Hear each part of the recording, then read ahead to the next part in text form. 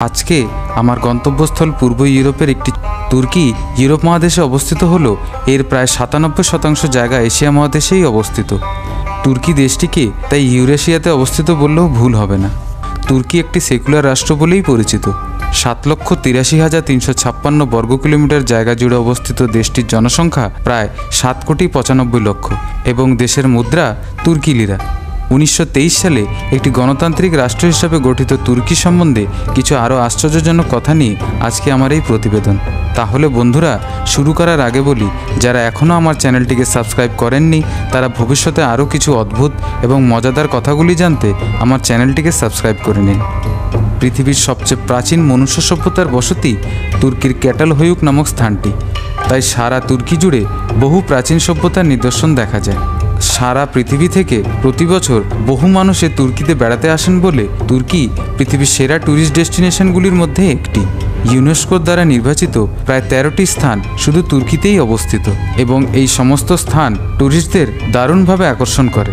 খ্রিস্টান দেশগুলিতে প্রচলিত সান্টা ক্লজ, যাকে ক্রিসমাসের সময় বিভিন্ন শহরে বা টেলিভিশনের পর্দাতে বাচ্চাদের গিফট দিতে আপনারা দেখে থাকবেন, তার আসল নাম সেন্ট নিকোলাস এবং তার জন্ম হয় এই তুর্কিতেই। পৃথিবীর সবচেয়ে পুরাতন জলজাহাজের ধ্বংসাবশেষ তুর্কির কাশ নামক স্থানে আবিষ্কৃত হয়, যা এখন সেখানকার সাবমেরিন আর্কিওলজি মিউজিয়ামে সংরক্ষিত আছে। তুর্কির জন্ম ইতিহাস নিয়ে জানতে হলে বলা হয়ে থাকে যে গাজী মুস্তাফা কামাল, যাকে তুর্কিদের পিতা বলা হয়, তার জন্ম হয় 1881 সালে গ্রিসে। উনাকে আসলে আধুনিক তুর্কির প্রতিষ্ঠাতা হিসাবেই মানুষ সবচেয়ে বেশি চেনেন। প্রাচীন সভ্যতার ইতিহাসে তুর্কি সবচেয়ে পুরাতন জায়গাগুলির মধ্যে একটি হতে পারে, এটা ঠিকই, কিন্তু আধুনিক তুর্কি টেকনোলজির দিক দিয়ে অনেক এগিয়ে। ইন্টারনেটের এই আধুনিক পৃথিবীতে সোশ্যাল সাইট ফেসবুকের তৃতীয় সবচেয়ে বেশি ব্যবহারকারী তুর্কির মানুষ। পৃথিবীর সবচেয়ে পুরাতন জায়গাগুলির মধ্যে একটি যে তুর্কি, তার আরও একটি প্রমাণ পাওয়া যায় এখানে আবিষ্কৃত পৃথিবীর সবচেয়ে পুরাতন মানুষ দ্বারা নির্মিত প্রথম খ্রিস্টিয়ান চার্চ থেকে। সেটির নাম হলো দ্য কেভ চার্চ অথবা গ্রোটো অফ সেন্ট পিটার এবং এর নির্মাণ হয় খ্রিস্টপূর্ব 1098 এবং 1268-তে তুর্কির অ্যান্টিওক নামক স্থানে।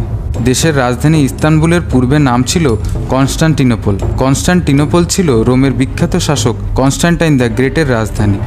আমরা ছোটবেলায় ইতিহাসের বইতে রোম শাসকদের সম্বন্ধে পড়তে গিয়ে কনস্টান্টিনোপল শব্দটি বহুবার পড়েছি। পৃথিবীর সবচেয়ে বড় এবং সবচেয়ে পুরাতন শপিং মল ইস্তানবুলের গ্র্যান্ড বাজারকে বলা হয়ে থাকে, যার নির্মাণ হয় 1455 সালে। মোট 61টি গলি দিয়ে তৈরি বাজারটিতে প্রায় 3000টি দোকান রয়েছে এবং এটি প্রায় 3,33,000 স্কোয়ার ফিট জায়গা জুড়ে অবস্থিত। তুর্কি এমন একটি দেশ যেখানে চা সবচেয়ে বেশি প্রিয় এবং সারা পৃথিবীতে যত না চা পান করা হয় তার থেকে বেশি চা শুধু তুর্কির মানুষ পান করে থাকেন।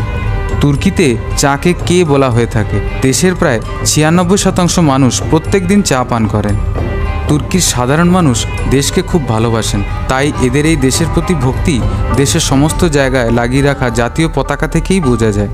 সারা বিশ্বে তুর্কি এমন একটি দেশ যেখানে মহিলা এবং পুরুষদের সবসময় সমান অধিকার দেওয়া হয়ে থাকে। এর পরিচয় পাওয়া যায় সে 1750 সাল থেকে।